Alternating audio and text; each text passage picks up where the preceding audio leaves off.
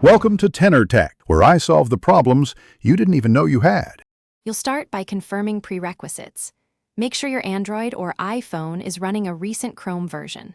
Once done, open Chrome and tap the three dots to reach settings. Make sure you're signed into the correct profile if applicable. Next, decide whether you'll use a quick access Incognito shortcut or a managed workaround.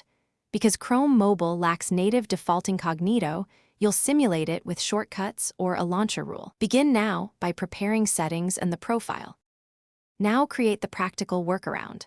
On Android, long press the home screen, choose Widgets, pick Chrome's Incognito shortcut, or create an intent shortcut that launches Chrome with Incognito parameters.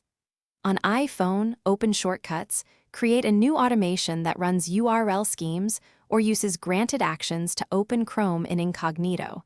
Then add it to your home screen and optionally trigger with Siri. Test the shortcut multiple times and make sure it reliably opens an Incognito tab rather than a regular session before moving to finalization. Finish by swapping the primary Chrome icon for your new Incognito shortcut so you habitually launch private mode.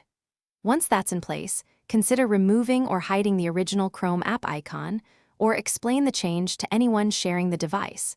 This avoids accidental regular browsing. If the shortcut ever opens regular Chrome, clear Chrome's cache, update the app, or recreate the shortcut/shortcut automation. One key troubleshooting tip: if the Incognito intent